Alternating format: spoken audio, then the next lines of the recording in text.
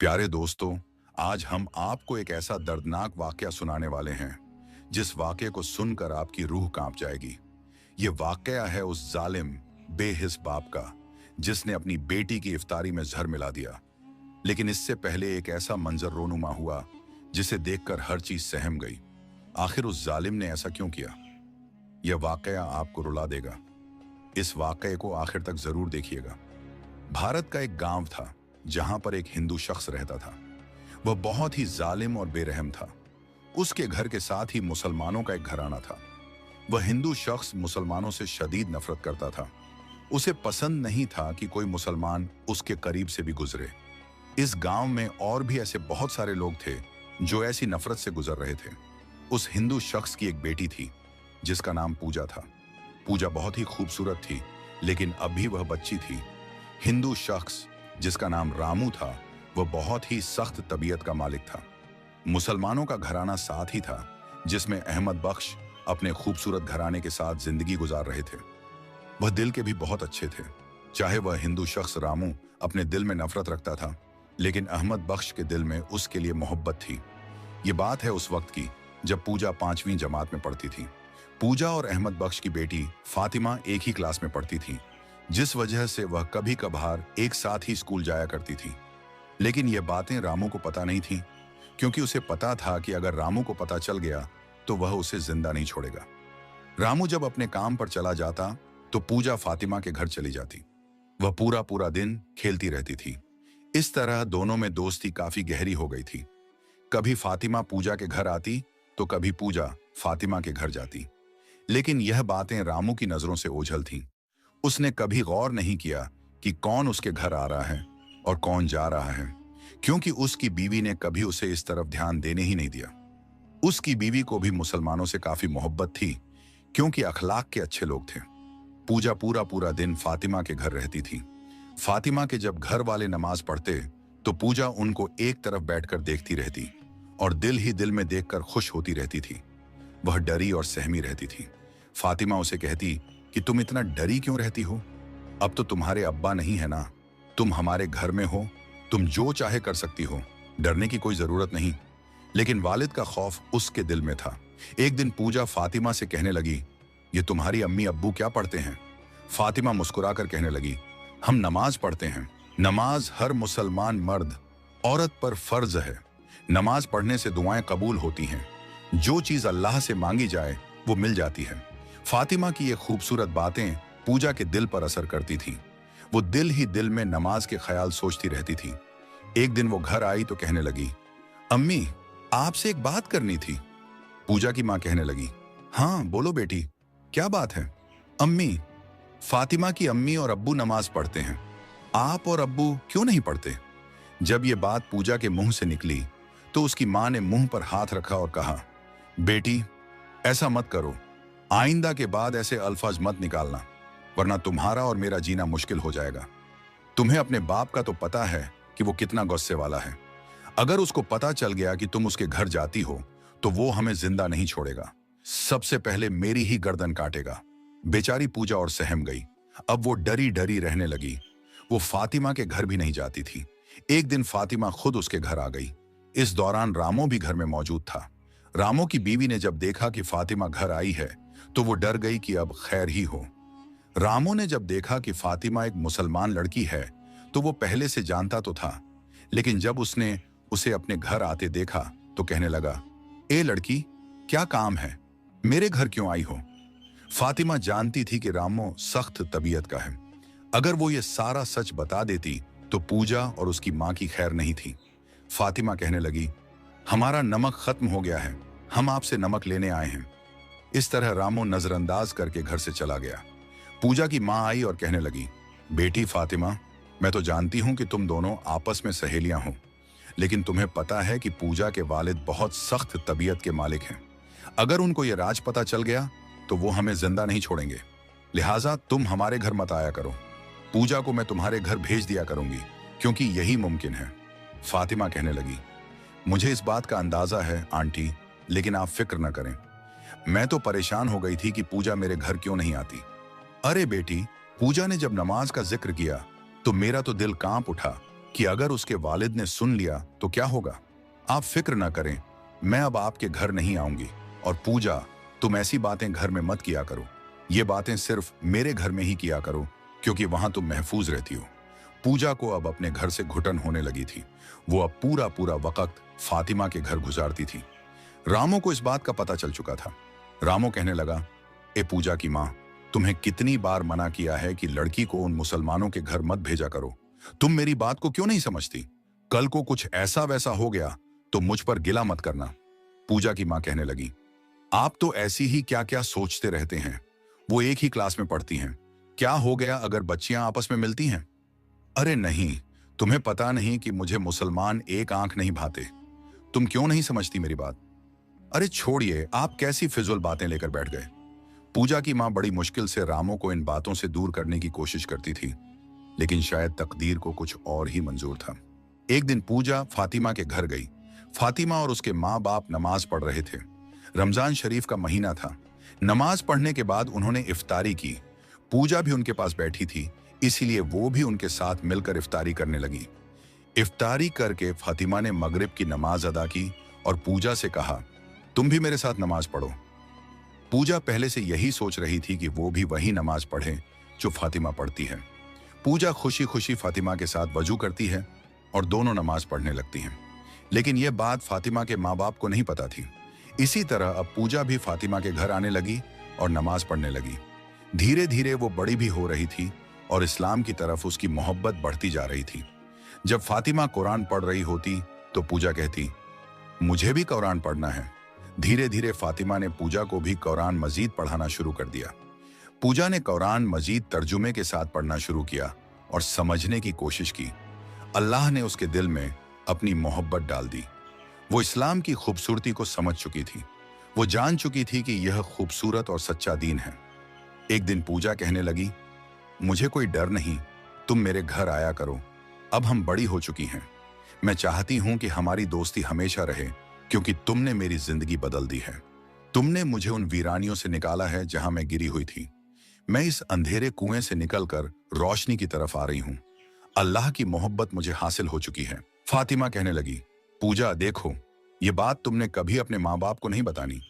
ये बात मेरे माँ बाप को भी नहीं पता, क्योंकि वो जानते हैं कि तुम्हारे माँ बाप बहुत सख्त हैं। यह एक राज रहेगा। पूजा मुस्कुराकर कहने लगी, तुम फिक्र मत करो, मैं किसी के आगे जिक्र नहीं करूंगी। फातिमा ने कहा, देखो, ये बात छुपने वाली तो है नहीं। तुम नमाज पढ़ोगी तो वो तो तुम्हें देख ही लेंगे। पूजा बोली, तुम फिक्र मत करो, मैं सब देख लूंगी।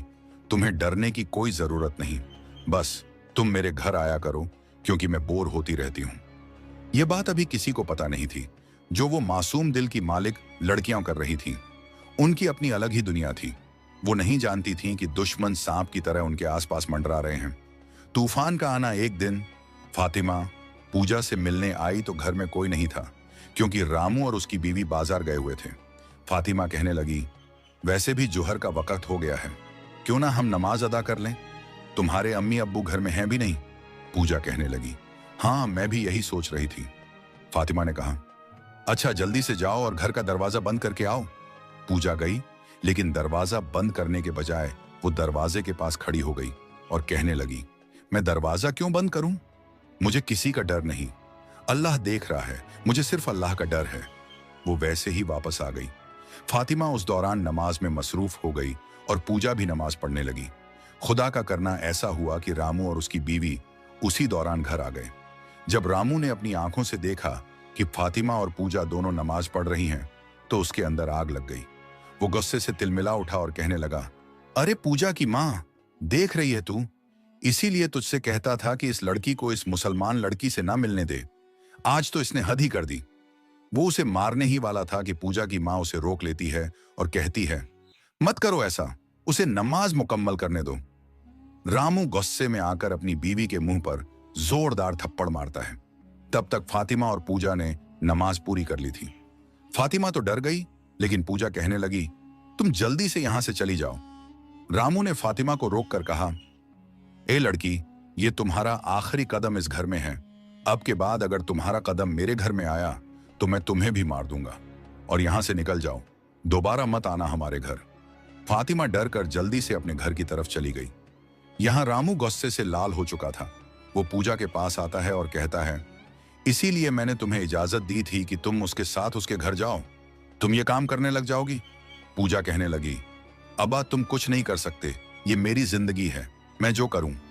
ऐसा कहते ही रामू उसके मुंह पर जोरदार थप्पड़ मारता है। पूजा रोने लगी और कहने लगी, अम्मी मैंने यहां नहीं रहना, यहां मैं अपनी मर्जी की जिंदगी जी ही नहीं सकती। मैं इस्लाम कबूल कर चुकी हूं और आप लोगों में से मुझे कोई नहीं रोक सकता। पूजा का ईमान मजबूत हो चुका था। उसके दिल के अंदर खौफ खत्म हो चुका था। सिर्फ अल्लाह का खौफ आ चुका था, जो एक असल ईमान की निशानी है। रामू ने जब यह देखा कि उसकी बेटी उसके सामने आ खड़ी हुई है, तो उसने जोरदार थप्पड़ उसके मुंह पर मारा और कहने लगा, निकल जाओ इस घर से, तुम्हारी कोई जगह नहीं इस घर में। जाओ उसी अपनी फातिमा सहेली के पास जाओ, उसी के घर रह लो जाकर। मैं देखता हूं कि वो तुम्हें घर रखते हैं या नहीं। पूजा की मां हाथ जोड़कर रामू के आगे माफी मांगने लगी। ऐसा मत कीजिए, गांव में तमाशा हो जाएगा, लोग क्या कहेंगे? खानदान वाले बातें करेंगे कि रामू की बेटी इस्लाम कबूल कर चुकी है, जिसकी वजह से रामू ने उसे घर से निकाल दिया है। ये बदनामी आपकी होगी, लड़की का क्या जाना है? वो तो जो करना था कर चुकी है। खानदान वाले आपको ही दुश्मन समझ लेंगे। हमारी बेटी है आखिर, आप सब्र से काम लें। रामू अपनी बीवी को कहने लगा, मुझे पता है ये सारी चालाकी तुम्हारी है, तुम्हारा पूरा पूरा हाथ है इसमें। पूजा कहने लगी, आप अम्मी से इस तरीके में बात मत करें। जो किया मैंने खुद किया, अपनी मर्जी के साथ। मुझे किसी ने कुछ नहीं कहा, जो मुझे अच्छा लगा मैंने वही किया। रामू ने जब देखा कि उसकी बेटी हद से गुजर गई है, तो वो खामोश हो गया। वो एक शैतान और मक्कार इंसान था। वो इस तरह खामोश रहने वाला नहीं था। न जाने उस वक्त उसने क्या सोचा और वो चुप हो गया। कहने लगा, ठीक है, यहीं रहो तुम, मैं भूल जाऊंगा इस बात को। पूजा और उसकी मां हैरान थीं कि एकदम से रामू को हुआ क्या है। पहले वो इतना गुस्से में था, लेकिन अचानक उसके अंदाज बदल गए। न जाने उसने क्या सोचा था। इसी तरह दिन गुजरते जा रहे थे। पूजा को क्या पता था कि वक्त उसके सामने एक ऐसा मोड़ ले आएगा जिसको देखकर उसकी अक्ल खत्म हो जाएगी। रामू एक शैतान इंसान था। उसने अपनी बीवी से कहा, जाओ बेटी पूजा को बुला कर लाओ, मैंने जरूरी बात करनी है। और हाँ, फातिमा और उसके घर वालों को भी बुला कर लाओ। पूजा कहने लगी, अब्बा जान क्या बात है, आप तो उनको पसंद नहीं करते। रामू रोते हुए कहने लगा, मुझे माफ कर दो, लेकिन इनको बुला कर लाओ, मैंने जरूरी बात करनी है। इसी दौरान वहां पर फातिमा और उसके वालिद भी मौजूद थे। पूजा भी वहां खड़ी अपने बाप की बातें सुन रही थी। पूजा की मां भी हैरान थी कि आखिर इनको हो क्या गया है। रामू रोते हुए कहने लगा, मैं आप सबसे हाथ जोड़कर माफी मांगता हूं। मैंने आप लोगों के साथ बहुत ही ज्यादा नफरत की है, मुझे माफ कर दीजिए। पूजा बेटी ने मेरी आंखें खोल दी हैं। मैं भी मुसलमान हो चुका हूं और बहुत खुशी हुई है कि मेरी बेटी ने मेरी आंखें खोली हैं। आप सब लोग बहुत अच्छे हो, मैं आप सबसे माफी मांगता हूं, मेरी गलतियों को माफ कर दो। पूजा ने जब अपने वालिद के मुंह से ये बातें सुनी तो वो रोने लगी। रोते रोते कहने लगी, अब्बा जान, क्या वाकई ये हकीकत है जो मैं देख रही हूं? आपका दिल तो इतना पत्थर था कि कभी मोम बन नहीं सकता, लेकिन एकदम आप बदल गए। वो नहीं जानती थी कि उसके दिल में तो कुछ और ही चल रहा है। फातिमा और उसके घर वाले भी हैरान थे कि आखिर एकदम ऐसा क्या हुआ जिसने रामू के दिल को बदल दिया। फातिमा हैरान थी। पूजा से कहने लगी, खैर तो है, ये क्या देख रही हूं मैं? तुम्हारे अब्बा मुसलमान हो चुके हैं, मुझे तो यकीन ही नहीं हो रहा। पूजा कहने लगी, हाँ बिल्कुल, मुझे भी यकीन नहीं हो रहा, लेकिन तुम छोड़ो ना इन बातों को। अल्लाह ने हमारी दुआएं सुन ली हैं, इससे ऊपर हमें क्या चाहिए?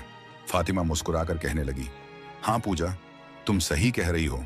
अब तुम्हारी जिंदगी आसान हो गई है, अब तुम खुलकर अल्लाह की इबादत कर सकती हो। पूजा कहने लगी, मुझे तो पहले भी किसी का डर नहीं था, मैं तो अल्लाह से डरती हूं और उसी से डरती रहूंगी। इसी तरह दिन गुजरते जा रहे थे। रामू अब हर किसी के साथ अच्छा पेश आ रहा था, लेकिन एक बात थी जो रामू ने अपने घर वालों को बताई थी कि तुम लोगों ने मेरे खानदान वालों को कभी नहीं बताना कि मैं मुसलमान हो चुका हूं। और फातिमा के घर वालों को भी ये ताकीद की थी। इसीलिए वो एक राज था जो कुछ दिन तक तो कायम रहा। इसी तरह दिन गुजरते जा रहे थे। वक्त का पहिया तेजी से घूम रहा था। अब रमजान शरीफ का वक्त आ चुका था। अब तक तो सब ठीक ही चल रहा था। रामू का रवैया बीवी और बेटी से अच्छा था। वो वैसे ही मुसलमानों की तरह नमाज पढ़ता और नेक काम करता रहता। न जाने उसका दिखावा था या हकीकत, लेकिन तकदीर ने एक ऐसा पलटा खाया जिसने सबको हिलाकर रख दिया। रमजान शरीफ का महीना आ चुका था। हर तरफ सहरी और इफ्तारी की खुशबुएं महक रही थीं। नूरी महीना। लोग बहुत खुश थे। फातिमा के घर में रौनक लग गई थी और पूजा के घर में भी। रामू तबीयत खराब का बहाना बनाकर रोजे नहीं रख रहा था, लेकिन पूजा की माँ और पूजा रोजे रख रही थी। एक दिन वो पूजा से कहने लगा, बेटी पूजा, मैं चाहता हूं कि हम इफ्तारी करें, जहां पर हम आसपास के मुसलमानों को दावत दें। इससे सवाब भी मिलेगा और खुशी भी होगी। पूजा मुस्कुराकर कहने लगी, ये तो बहुत अच्छा मशवरा है। मुझे बहुत खुशी हुई कि आपने इतनी अच्छी सोच रखी। रामू मुस्कुराकर कहने लगा, हम और तो किसी को दावत नहीं देंगे, बस फातिमा और उसके घर वालों को दावत देंगे ताकि वो इफ्तारी में शामिल हों। तुम ऐसा करो, तुम आज ही जाओ और उनको कह कर आओ कि कल की इफ्तारी वो हमारे घर ही करें। पूजा बहुत खुश हुई, कहने लगी, अब्बा जान, बहुत शुक्रिया आपका। आपका दिल बदल गया है। इससे मुझे और खुशी और क्या हो सकती है। पूजा इन्हीं कदमों पर दौड़ती हुई फातिमा के घर गई और खुशी खुशी कहने लगी, अस्सलामु अलैकुम। आज मैं आप सब लोगों को कल के रोजे की इफ्तारी की दावत देने आई हूं, क्योंकि मेरे अब्बा जान ने कहा है कि आप लोगों को दावत दे आऊं, क्योंकि कल की इफ्तारी आप लोग हमारे घर करेंगे। फातिमा और उसके घर वाले बहुत खुश हुए। पूजा बेटी, हम बहुत खुश हैं, अल्लाह का शुक्र अदा करते हैं, लेकिन मैं एक बात करना चाहती हूं। तुम अपना नाम बदल लो, इस्लामिक नाम रख लो, और अपने घर वालों को भी कहो कि वो भी अपना नाम बदल लें, क्योंकि तुम लोगों को इस्लाम जैसी दौलत हासिल हुई है। जी आंटी, आप ठीक कह रही हैं। मैं इस बारे में अपने वालिद से बात करूंगी। शुक्र है बेटी, तेरे बाप का दिल नरम हुआ और उसकी आंखें खुली, गलत और सही की पहचान हुई। जी आंटी, अल्लाह ताला मदद फरमाते हैं। ये कहकर पूजा घर वापस आ गई। रामू कहने लगा, बेटी पूजा, तुम और तुम्हारी माँ घर में रहो, मैं बाजार जा रहा हूं इफ्तारी का सामान लेने। पूजा कहने लगी, अब्बा जान, आप अकेले कैसे जाएंगे? मैं आपके साथ चलती हूँ। नहीं नहीं बेटी, मैंने कहा ना, तुम घर रुको, मैं खुद अकेला चला जाऊंगा। ये कहकर रामू घर से निकल आया था, लेकिन रास्ते में उसके चेहरे पर शैतानी मुस्कुराहट थी। न जाने वो क्या सोच रहा था, न जाने उसके दिल के अंदर क्या बात थी। वो हंसने लगा, कहने लगा, अब आएगा मजा, मैं देखूंगा कि अब वक्त कैसा होता है। वो अभी मुझसे वाकिफ नहीं। वो समझे कि मैं बदल चुका हूं, लेकिन ये एक मंसूबा था। मैं इसी वक्त का इंतजार कर रहा था और वो वक्त आखिर आ गया। न जाने वो क्या जुल्म करने वाला था, न जाने वो बेरहम इंसान अपने दिल में क्या शैतानी मंसूबा बनाए बैठा था। वो बाजार गया और उसने इफ्तारी के लिए कुछ फल फ्रूट और खाने के लिए जरूरी चीजें ली, और वापसी में वो एक ऐसी दुकान पर गया जहां से उसने एक शीशी में एक दवा लेकर आया। उस शीशी को हाथ में पकड़कर मुस्कुराकर कहने लगा, अब आएगा मजा, असल खेल तो अब शुरू होगा। जो मैं करने वाला हूं हर किसी का पता चल जाएगा, हर किसी की बहादुरी, हर किसी का ईमान, सब नजर आ जाएगा। आज आखिरी इफ्तारी होगी, उनकी मौत की इफ्तारी। वो ये कहकर उस शीशी को अपनी जेब में डालता है और घर आ जाता है। घर आकर देखता है तो पूजा और उसकी माँ घर की सफाई में लगी थी और खुशी खुशी घर को साफ कर रही थी। वो नहीं जानती थी कि वो जालिम बेरहम इंसान क्या मंसूबा बना चुका है। उसकी नीयत खराब हो चुकी थी, उसका दिखावा जाहिर हो चुका था, लेकिन वो माँ बेटी इस बात से बेखबर थी। पूजा कहने लगी, अब्बा जान, देखिए हमने घर को कितना प्यारा सजाया है। इफ्तारी है ना हमारे घर में, पहली तो इसी वजह से।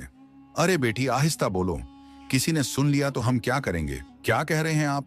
कौन सुनेगा? और हम जो कहें हमारी मर्जी, हम किसी को गाली तो निकाल नहीं रहे। बस करो लड़की, बस करो, तुम्हें मेरे खानदान वालों का पता नहीं। चुप रहो तुम और जल्दी से ये सामान पकड़ो और खाने की तैयारी करो। सहरी के लिए भी चीजें तैयार रखो। सुबह का सूरज एक बहुत भयानक दर्द के साथ तुलुआ हुआ। फातिमा के पूरे घर को रोजा था और पूजा और उसकी मां को भी, सिवाय रामू के। लेकिन रामू ने दिखावे के लिए रोजा रख लिया, हालांकि उसे रोजा था नहीं। वो बहुत खुश था आज के दिन, वो खुशी से झूम रहा था। पूजा कहने लगी, अब्बा जान, खैरियत तो है? आज बहुत खुश लग रहे हैं, लगता है इफ्तारी की खुशी है। हाँ बेटी, आज इफ्तारी की खुशी है। आज का दिन मेरे लिए बड़ी जीत का दिन है, क्योंकि मैंने इस दिन के लिए बहुत इंतजार किया है। बड़ी मुश्किल के बाद आज मुझे ये दिन मिला है। क्या सच में अब्बा जान? ये तो बहुत अच्छी बात है। नहीं जानती थी वो बेचारी कि ये जालिम इंसान नहीं, ये शैतान है जो इंसान के रूप में लिबादा ओढ़े बैठा है। रामू बहुत खुश था। वो वक्त आ चुका था जब इफ्तारी होनी थी। फातिमा और उसके घर वाले पूजा के घर आ चुके थे। पूजा ने इफ्तारी मजेदार बनाई। उसकी माँ ने भी उसकी मदद की। मजेदार खाने बनाए। इफ्तारी का दस्तरख्वान सजाया गया, जिस पर लजीज खाने की डिशें रखी गईं और फल, फ्रूट और मशरूबात। हर तरफ खुशबू ही खुशबू थी। रौनक लग गई थी। पूजा ये देखकर बहुत खुश हुई और आसमान की तरफ देखकर कहने लगी, ऐ मेरे अल्लाह, ये दिन मुझे ख्वाब की तरह लग रहा है। हमारे इस हिंदू घराने में ये बरकतें नाजिल होंगी, मैं कभी सोच नहीं सकती थी। इस घर को हमेशा आबाद रखना मेरे अल्लाह। मेरे घर की खुशियों को सलामत रखना, किसी शैतान की नजर ना लग जाए। ये दुआ मांगती है। उसे पता नहीं था कि शैतान तो उसके घर में मौजूद है, उसके बाप की सूरत में। रामू जल्दी से कमरे से बाहर आया और कहने लगा, फातिमा और उसके वालिद, पूजा और पूजा की माँ, जल्दी आओ, इस कमरे में बैठो और शुक्राने के नवाफिल अदा करो, क्योंकि ये मैंने मन्नत मानी थी कि जिस दिन हमारे घर में पहली इफ्तारी होगी, तमाम लोग शुक्राने के नवाफिल अदा करेंगे। वो सब शुक्राने के नवाफिल अदा करने के लिए कमरे में चले जाते हैं। रामू इस मौके का फायदा उठाता है और जल्दी से वह जहर वाली शीशी निकालता है और मुस्कुराकर कहता है, अब बाएं का मजा, अब वह होगा जिसे सब देखकर कांप जाएंगे। सबके दिल कमजोर हो जाएंगे, क्योंकि मेरी जहानत बहुत तेज है। उसे पता नहीं था कि अल्लाह की जात उसके नापाक इरादे देख रही थी। वह एक पत्थर दिल इंसान था, जिसका दिल पत्थर से भी मजबूत था, जो कभी पिघल नहीं सकता था। उसने जल्दी से सारे खाने में जहर मिला दी, मशरूबात में भी, पानी में भी। अब उसने अपना काम मुकम्मल कर लिया था। वह जल्दी से कमरे में गया और नफिल अदा करने लगा। ये नफिल सिर्फ दिखावा थे। जब इफ्तारी का वक्त करीब आया तो सब दस्तरख्वान पर मौजूद थे। बिलाखिर रोजा इफ्तार हो गया। रोजा खोलने की दुआ मांगी और सब ने इफ्तारी शुरू की, लेकिन रामू के चेहरे पर अजीब ही मुस्कुराहट थी। पूजा कहने लगी, अब्बा जान, आप लीजिए, खाइए ना, आप ऐसे क्यों बैठे हैं? रामू मुस्कुराकर कहने लगा, मुझे खुशी से भूख भी नहीं लगी, मुझे भूख का एहसास भी नहीं हुआ, क्योंकि आज की खुशी मेरी सोच से बालातर है। सब इफ्तारी करने लगे। आहिस्ता आहिस्ता इफ्तारी का सारा खाना खत्म हो चुका था। जैसे ही खाना खत्म होता जा रहा था, रामू के चेहरे के रंग बदलते जा रहे थे। उसके चेहरे के ऊपर अजीब सी नहुसत आती जा रही थी। जब सब ने इफ्तारी कर ली तो शुक्र की दुआ मांगी। काफी वक्त गुजर चुका था, अब मगरिब का वक्त हो चुका था। सब दस्तरख्वान पर मौजूद थे। रामू तो एकदम से कांप उठा और उसका रंग पीला जर्द हो गया। उसे समझ नहीं आ रही थी कि जहर का असर अभी तक किसी पर नहीं हुआ। पूजा कहने लगी, अब्बा जान, आपकी तबीयत तो ठीक है, आपको पसीना आ रहा है। इस दौरान रामू की हालत खराब हो रही थी। उसके पैरों तले जमीन निकल गई कि यह मुमकिन नहीं, लेकिन वह फिर भी हिम्मत करके बैठा रहा और उस वक्त का इंतजार करता रहा कि कब इनकी मौत होगी। लेकिन यह उसकी सबसे बड़ी भूल थी। वह नहीं जानता था कि उसने अपनी तरफ से तो पूरी कोशिश की है, लेकिन बचाने वाली जात अल्लाह की ऊपर खड़ी है और वह देख रही है हर किसी की चालाकी। जो किसी अच्छे इंसान के साथ धोखा करता है, वह खुद उसी गड्ढे में गिरता है जो उसने दूसरों के लिए खोदा होता है। इस दौरान रामू बेहोश होने लगा। अजीब अजीब आवाजें निकलने लगी। उसके पसीने छूट चुके थे। वहां हर कोई परेशान हो गया। पूजा रोने लगी और बाप के मुंह पर पानी छिड़कने लगी। फातिमा के घर वाले भी परेशान हो गए कि ना जाने उसको हो क्या गया है। सब बहुत परेशान हो गए, उसकी हालत देखने लगे। पूजा रोकर कहने लगी, अंकल जल्दी जाइए, डॉक्टर को बुलाकर लाइए, लगता है अब्बा जान की तबीयत बहुत खराब है। जैसे ही फातिमा का वालिद घर से जा रहा था तो रामू ने हाथ का इशारा किया, मत जाओ। इस दौरान उसने अपने आप को संभाला, लेकिन उसकी जुबान पर कलिमा जारी था। वह अल्लाहू अकबर का विर्द कर रहा था। उसने इसी दौरान कहा, मुझे पानी चाहिए, मैंने वुजू करना है। किसी को समझ नहीं आ रही थी कि आखिर हो क्या रहा है। जल्दी से उसने कांपते जिस्म के साथ वुजू किया और जाए नमाज पर खड़ा होकर नफिल अदा करने लगा। इसी दौरान वह सजदे में गिरा और रोने लगा। उसके दर्दनाक आवाज सुनकर वहां मौजूद लोग भी रोने लगे, क्योंकि उसकी आवाज में बहुत दर्द था। वह चीखें मार मार कर रो रहा था और सजदे में अल्लाह से माफी मांग रहा था। किसी को अभी तक कुछ मालूम नहीं था कि हुआ क्या है। हर किसी के चेहरे पर खामोशी छाई हुई थी। हर कोई बेखबर था कि आखिर हो क्या गया है। जब उसने नफिल अदा करके दुआ मांगी तो सबने पूछा, आपको अचानक हो क्या गया है? आपने इफ्तारी भी नहीं की, क्या हुआ है आखिर? आपको एकदम से क्या हो गया? आपने नफिल अदा किए, अच्छा, आपकी हालत इतनी खराब हो गई थी और एकदम से अब आप ठीक हो चुके हैं। लेकिन वह सिर्फ रो रहा था। उसकी आंखों से आंसू गिर रहे थे। वह कहने लगा, मैं तुम लोगों को एक ऐसी बात बताने जा रहा हूं। मैं चाहता हूं कि यह बात मेरे पूरे खानदान वाले, बल्कि पूरा गांव सुने। जाओ, तुम पूरे गांव को बुलाकर लाओ। सब हैरान थे कि आखिर ऐसी क्या बात है जो सबके सामने करनी है, लेकिन फिर भी पूरे गांव को इकट्ठा करके ले आए, जिसमें हिंदू और मुसलमान सब थे। इस दौरान उनके घर में लोगों का हुजूम था। घर वाले तो बेसब्री से इंतजार कर रहे थे कि आखिर रामो कहने वाला है। रामो रोते हुए कांपते हुए जिस्म के साथ कहने लगा, मेरे घर वालों और फातिमा के घर वालों, मुझे माफ कर दो। ऐ गांव वालों, तुम सब लोग मेरी बात सुन लो। मैंने आज वह काम किया जो इंसानियत के दायरे से बाहर है। मैं एक पत्थर दिल इंसान हूं, बेरहम इंसान। वह अपना सारा वाकया खोलकर सामने रख देता है। मैंने इस्लाम कबूल सिर्फ दिखावे के लिए किया, ताकि मैं अपनी नफरत को जाहिर कर सकूं और उनको झूठा साबित कर सकूं। लेकिन यह मेरी बड़ी भूल थी। मैंने बहुत बार मंसूबा बनाया कि मैं अपनी बीवी और बेटी को झड़ दे दूं, लेकिन हर बार मेरे दिल में ख्याल आया कि इन दोनों को मारकर मुझे कुछ हासिल तो नहीं होगा। मैंने फिर एक दिल में शैतानी मंसूबा यह बनाया कि मैं फातिमा के पूरे घर को भी इसके साथ शामिल करूंगा और सबको झड़ दूंगा, और मैं कहूंगा कि उन्होंने रोजा रखा और इफ्तारी में जर मिली थी, लेकिन इनकी मदद किसी ने नहीं की। मेरे दिल में यह ख्याल था, लेकिन आज जब मैंने इफ्तारी में जर मिलाई कि ये सब इफ्तारी करके मर जाएंगे, मैंने रमजान का इंतजार किया कि कब रमजान शरीफ आएगा। पूजा अपने वालिद के मुंह से ये बातें सुनकर उसके आंसू नहीं रुक रहे थे।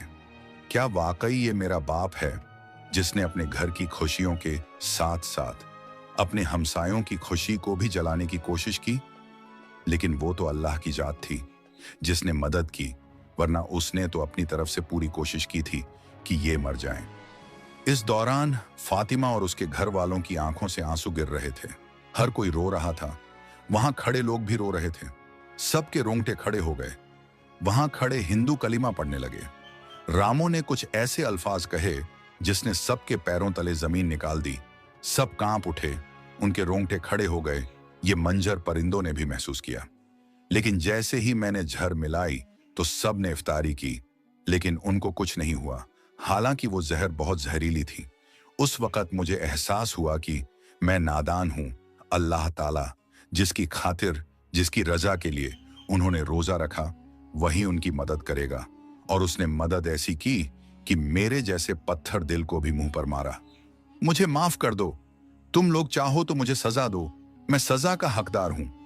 फातिमा रोती हुई आई, कहने लगी, पूजा के वालिद, अल्लाह ने आज दिखा दिया है कि जो उस पर यकीन रखते हैं उनके साथ कोई भी बुरा नहीं कर सकता, क्योंकि जिसके साथ अल्लाह हो, जिसकी हिफाजत अल्लाह ताला खुद कर रहे हों, उसका कोई बाल भी बांका नहीं कर सकता। तो ये जहर क्या चीज थी? ईमान की ताकत सबसे बड़ी होनी चाहिए। अल्लाह का खौफ दिल में होना चाहिए, ना कि मौत का और इंसानों का। हम आपको सजा नहीं देते, आपका दिल बदल चुका है। हमारे लिए यह बहुत बड़ी खुशी की बात है। सिर्फ आपका नहीं, बल्कि आपके इस अमल से बहुत सारे ऐसे गैर मुस्लिम भी नेक हो चुके हैं, और बहुत सारे लोगों के जो पत्थर दिल थे वो साफ और फूल की तरह नरम हो चुके हैं। हमें बहुत खुशी हुई है। आप अल्लाह से अपने गुनाहों की माफी मांगे, हम तो आपको माफ कर देंगे। बस आप ये बात याद रखना, जिनके साथ अल्लाह हो उनको कभी कुछ नहीं होता, कोई भी उनको नुकसान नहीं पहुंचा सकता, और जो उनके लिए बुरा सोचता है तो वो खुद ही गड्ढे में गिरता है। इस तरह अल्लाह ताला इन सब मुनाफिकों के दिल में मोहब्बत डाल देता है। पूजा की दुआएं कबूल हो चुकी थीं, सब नेक राह पर आ चुके थे, और वो रमजान शरीफ उनके लिए बाबरकत साबित हुआ। उनकी जिंदगी बदल गई। अल्लाह ताला की रहमत नसीब हुई। अल्लाह ताला से दिल से दुआ है कि अल्लाह ताला इस रमजान शरीफ के महीने के सदक़े तमाम मुसलमानों की दुआएं कबूल करे और ये रमजान शरीफ मेरे समेत तमाम मुसलमानों के लिए खुशी का बाइस हो और खुशियां उनके मुकद्दर में हों। आमीन सुम्मा आमीन। ये कहानी अच्छी लगी हो तो अपने दोस्तों के साथ सदका ए जारिया समझकर शेयर कीजिएगा और हमारे चैनल को सब्सक्राइब कर दें ताकि आने वाले ऐसी ही मजेदार वाकयात, ईमान अफरोज स्टोरीज आपको मिलती रहें। हमारा मकसद है आपको एक अच्छा पैगाम देना, ना कि आपको तकलीफ देना। कमेंट्स में आमीन जरूर लिखें।